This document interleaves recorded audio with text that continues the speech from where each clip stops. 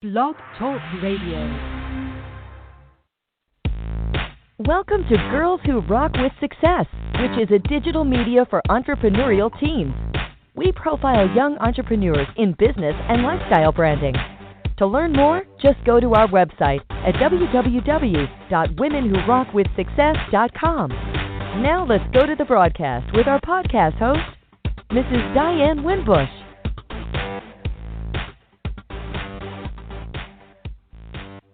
And good morning and welcome to Girls Who Rock with Success, another segment on Saturday morning, which is raining here in the South, and I wish it would stop. But we are here in the studio, and we have a very phenomenal guest that is in the studio with us on today, and she is none other than Miss Arianna Fox. So we're going to get a lot of tons of information about her as to where she is and what she loves to do and how she can be able to empower other teens to be able to pursue what it is that is driving them for their passion. So good morning, Arianna. Good morning, Diane. Thank you so much for having me.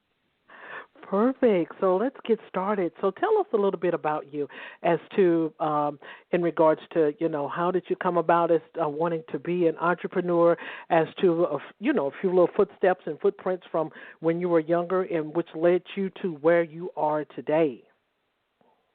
Absolutely. So to start off, my name is Arianna Fox, and I am a girlpreneur, a best-selling author, motivational speaker, actress, and voiceover talent. And that's a really great question. When I was younger, I pretty much always had two main, big, huge passions. And one was to inspire people, and the other was to write. Those were like the biggest things for me when I was younger.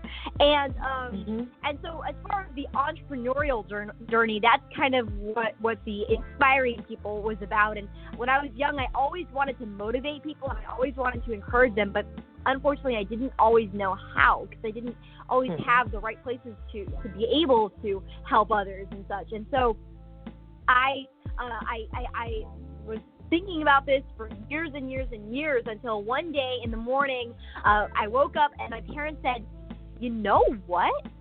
What if you become a motivational speaker?" And I was like, oh my goodness, yes, because it totally culminated with the passion that I had, to inspire, to encourage, and to empower. And so that's pretty much what started it, the entrepreneurial side, other than the fact that my parents are actually also entrepreneurs. They have a graphic design and social media business, and they've been entrepreneurs for a while. And I actually, at the age of 6, would always go around, like ever since the age of 6, I would go around following them at mixers and chamber events, and giving the spiel to people, of what we did, to other business associates and the professionals. And and so the entrepreneurial side has always been in me and my parents and our family. And so, that's always been a big thing for me. The writing side is a different story as well, but yes. Okay, great. And it seems like you're energized for what it is that you do, which is very, very important, because a lot of times entrepreneurs will have a brand or what have you. And, of course, we interview a lot of girls on our podcast. And the most thing about it is if you want the audience to be able to get your message, you have to be fired up for what it is that you want them to be able to take away from your message. So I like that. I love the energy and I love the drive that you have. So on the speaking side, do you think that TEDx would be a platform that you would like to seek even later in regards to speaking and trying to help individuals where they can be able to be driven, such as yourself? Absolutely. In fact, it's pretty funny and not funny at the same time. But when I was younger, we actually were I was going to speak at a TEDx conference, and it was going to be great. But the people who were involved and who were in charge of that section in the area, they were just not nice and not helpful. And the deadlines were strict. And while I would have been glad to accommodate, they just weren't that helpful to that. So, but I'm always happy to try, again with other TEDx, and it is a big passion for me to be able to speak to, hundreds, thousands, tens of thousands, maybe even hundreds of thousands. That's definitely not, that doesn't daunt me or scare me. I'm totally happy to inspire as many people as possible. Okay. And so was your parents, by them already being in business themselves and marketing, I think graphic would fall up under the marketing aspect as well. So was that a lot of your drive, which kind of pushed you to be able to be more motivated to help others and what have you? Because sometimes individuals may have, other mentors that they may I guess follow in the path behind. So was your parents and what they do now and what they did before, perhaps maybe, before you were born, was that some of your pursuit as to the reason why you wanted to be driven more and more for entrepreneurship, speaking, and as well as an author? Absolutely, 100%. My parents are my 100% role models and mentors, and they help me and support me with like so many things, and they help me to, they help me to come up with stuff on my own, and they push me to succeed and to really chase after my passion, and to really pursue that passion, and so yeah, they are definitely the most amazing parents I could have ever asked for. They're incredible. And yes, absolutely, their entrepreneurial pursuits are definitely things that inspired me. It's actually funny you said before I was born, but actually most of their entrepreneurial pursuits were actually after I was born, because my parents actually were my daddy in particular. He was actually working at like it was a post, basically a place where to like making newspapers and things like that, and like designing, because he's all about design and creativity. And so he was working there, but the whole area was actually, it ended up being bought, like the whole business was like bought out by a bigger company. And so the whole graphic design and marketing and everything, it was just that the whole team, like, they were gone. It was gone. And so there was no way, basically, he could continue. So basically that's when my parents said, okay, let's just take a leap of faith here and let's start our own business. And so that was actually after I was born, but that was like what really inspired me too. All right, so they became entrepreneurs, they started their own business, and I want to do that too. Absolutely. And I've always been helping with that business as Flash Design Works ever since I was young, like I said. So absolutely, 100%. Okay, and it's very important, for parents to be behind their children and push them in for success is concerned. So I think that's a huge plus on your side. Even with that being said, and we have talked about, your parents being right there, ready to jumpstart that energy with you. Were there any other type of mentors? Take, for instance, some of the guests that we have had, some of them follow after Oprah, some of them follow after other, Britney Spears or what have you, in order for them to be able to be motivated as to what they do. So were there any other mentors that you would like to mention as to being part of your drive and mission for success? Certainly. Some of the quote, mentors or role models, I have them particularly based on certain aspects. I don't generally just follow people because they're successful, or follow people because they're famous, or follow people because they're celebrities. I like to follow people in their footsteps if they have a good mindset and a good mentality. And so there are several, or are talented in a particular way that I want to follow. So, for example, some of the role models for a mindset or mentality would be like Dwayne "The Rock" Johnson for his work hard, mentality of that, hard work comes before success. I love that, and it's so true. And then for entrepreneurship, I would say lots of kidpreneurs out there. There are so many from Devon Bathizers, Caroline and Isabel Burkhaw, to kid presidents, to so many different kids that are succeeding that I'm like, oh yeah, you guys inspire me, 100%. As far as my writing goes, which is a big, big passion for me, I'd probably have to say my favorite author and the one that inspires me the most to write better is Sir Arthur Conan Doyle, the author of the original canon Sherlock Holmes series. I'm a big classic fan, and he's a great writer, and the way he describes stuff, I'm like, you know what, this is like totally how I would want to write, Okay, great, because it was something that you said that made so much sense, and that statement was, quote unquote, that when it comes to entrepreneurship or what have you, it takes work. And see, sometimes individuals miss that point. They feel that, okay, now I'm an entrepreneur, I put this product or I put this brand or I put this success or this niche out there, I'm expected to be able to see results like 30 days or 60 days. Exactly. But what I try to tell individuals is that it's sweat equity. Sometimes it may be a few years before you even be able to receive a return on investment. So I love your drive. I love your statements of what you're giving because, as I stated, we have different teams that are on the podcast, and some of them make soap, some of them they sew, and some of them have crafts, and some of them are good at producing cologne and shea butter and all other types of products. And so my main message to adult women is, they get certificates. I want to be a life coach. I want to be a business coach, but they expect to be able to see the return on investments, the ROI, like overnight. 30 days, 40 days, 60 days. You're not going to see it that quick. So I mean, that was just something that. That kind of put a key factor in there. A light bulb kind of went off when you stated that. So I believe that you're on the proper track for success, and you'll be able to maintain that, staying on that same road, being effective, and then also we have to be consistent as well. And so I think that that's going to be able to keep you where you need to be, knowing that it takes sweat equity. It takes time. So I like that. So we're going to go to the next segment into your brand, and we want to talk about your books that you have published and what have you. And so we want to be able to learn about them and tell us a little bit about what you have published and tell us a little bit about some of the takeaways from your books. Absolutely. Sounds great.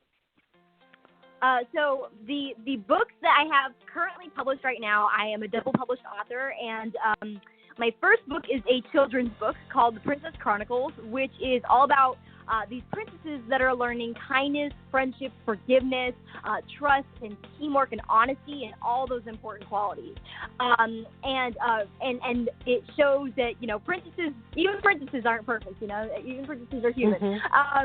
But that's my first one that I wrote. I actually started writing it at 6 years old, but I published it at around age 9 or 10 because it took so long to get the illustrations.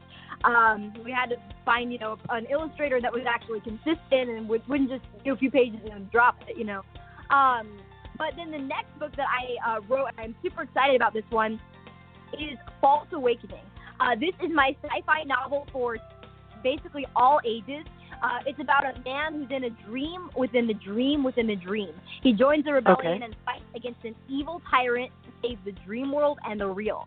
And and this book is actually a Amazon best-selling book as of only a few weeks ago. And in addition, we are in contract now for this book to become a movie, which is super incredibly, awesomely exciting. I'm really excited about this. But yes, absolutely. And then I'm also working on my third book. And by the way, you can find, I'm working on my third book right now, which is Saber Black. And that is a fantasy, young adult fantasy for teens that is, it's basically about this winged race of people called Andorians. And the good guys are called Sarahs, and the bad guys are called Sendars. But the interesting thing is the book is about this character, this teen, Her name is Saber Black, and she's born a Sendar but fights the Sarah. So is she good? Is she bad? Is she both? So that's pretty much the premise of it, and yeah. Okay. And so another point that I would like to make on the show that you had made a mention that some of your most of your genres are classic, and so that's me. I come up in the 60s and the 70s and what have you, and Agatha Christie, I can sit there and watch her all day long. Yes. I love mysteries. I love I think the mother and daughter, Mary Higgins Clark, and things. I can sit there and just read those mysteries all day, and so I like that. I like because it's kind of difficult to find teens that like classical movies, classical writing, and what have you. And so, yes. Columbo is another mystery that I like. So, that's great. And things. And go ahead. Oh, go ahead. No, you go ahead. I was just going to add to that it's actually a pretty funny story of how I started liking the classics. That when I was younger, I actually used to not like reading, and it sounds pretty funny, especially as a writer. But seriously. And when I was younger, I didn't like it. But the reason why was actually because I was only just reading modern stuff, and they were great. They were great books. They were great. There were amazing storylines that were woven in, incredible characters, but for some reason it just didn't hook me. And so one day we were at the mall, and we were in a bookstore, Barnes & Noble, and I found the Return of Sherlock Holmes, and I was like, well, I love Sherlock Holmes, the movies, and I love the mystery genre, so why not, And I picked it up and I started reading it, and it just really pulled me in, and that was and then I started reading other classics like Lord of the Rings and even Around the World in 80 Days by Jules Verne and all these things. And I was like, this is that style. So, yeah, I totally agree with you. And like you said, it is hard to find teens these days that like classics. I have a really funny story from my parents that they were with these younger kids, and I think they were babysitting them or something like that. And they gave them some of the Chronicles of Narnia audio series, the audio series that has all the sound effects and stuff, and then the narration and all this stuff. And they're like, "Where's the movie?" And my parents are like, "Oh well, it's in your imagination. You make it up, And they're like, we like where's the picture?" And they're like, we like the director's imaginations. We don't. It's kind of sad now. People don't really like showing their own imagination anymore. But I absolutely love the things you were mentioning, definitely. Absolutely. So we're going to go to the next segment, and this is going to be our last segment for the show. And so we want to talk about some of your rewards. And so you're a contributor of the Kish magazine, and you also are a national award winner with NFPW. You're also a multi-award winner with DPA, and then you're also a red carpet hostess for Excel Honors Award. So we want to talk about some of those real briefly, and how did that kind of also shape I guess your brand, because Arianna Fox is a brand. It's no longer a name, it's a brand. So people will look for Arianna Fox. And so how did all of those awards and the reason why you was chosen for them, and how did that also impact you as an individual, as a teen? That is an excellent question. Well, for these particular things that you mentioned, the amazing prestigious awards that I received, one of the things I know the most amazing, the pretty much most prominent feeling I felt was I was just ultimately honored, and and one of the things, like you said, how it impacted my personality or who I am, internally. I think one of the biggest things that all these awards actually taught me to be or to do is to be humble, because even if I'm getting, all this recognition or getting all these amazing, awards and honors. And even I received a letter of recognition from the lieutenant governor of our state, Delaware. So that, that was awesome. And I got to interview the governor and all kinds of things. But one of the things about all this is that it taught me and is teaching me still to be humble about it and to be, and not to, just boast it or be like, oh, I did this and that without explaining how of an impact or an inspiration it is to others. And so I think that really one of the biggest things is that, especially with the help and the teaching of my parents, to always remain, like I said, humble. And also, for how it kind of impacted my brand, I would definitely agree they added legibility 100%. If you see like a little 13-year-old girl who speaks to different places and stuff like that, you're like, oh, that's kind of cute. But if you know that she spoke to 600 students, or she got these awards and all these things and Excel red carpet hostess and all that, then it adds legibility to that brand, and it'll do that for anybody if there are certain awards. So I would definitely say it impacted my brand positively, and I'm super excited about what will come in the future, 100%. And I am, by the way, open for all speaking events and all that for as many people as possible. But yes. Okay, wow. Enough said in one nutshell. Powerful. Okay, so with the last question, we want you to be able to certainly be able to network and partner with our audience and those of our listeners and what have you. So this would be our last segment is for you to be able to share with the audience as how they can be able to find you on any social media platforms that you desire to share with the listeners, as well as how they can be able to find you on your website, where they can be able to find your books and any upcoming speaking engagements. Absolutely. So you can find me on all social media channels and all social media platforms, Facebook, Twitter, and Instagram as @AFoxAuthor. That's AFOXAUTHOR. And LinkedIn and YouTube as Arianna Fox. Simply Arianna Fox. This is ARIANNAFOX. And you can find my website is ariannafox.com, spelled the same way, ariannafox.com. And you can also find my books there as well if you wanted to buy it from us for personalized and signed, or just simply a regular plain book from Amazon or BarnesandNoble.com. You can also find them there. The Princess Chronicles or False Awakening. The little taglines is The Princess Chronicles, Not Your Average Princesses, and False Awakening, Is It a Dream or Reality? You can find those on Amazon, and then, like I said, on ariannafox.com, you can actually find them for a personalized, signed thing that we can ship directly to you. And then also for any speaking engagements or opportunities, feel free 100% to reach out to my agent, Jean Russo, and her email is speakingofsuccessinc, INC like incorporated, @gmail.com. That's speakingofsuccessinc @gmail.com. So yeah, absolutely, and yeah. Okay. Now there you have it, folks.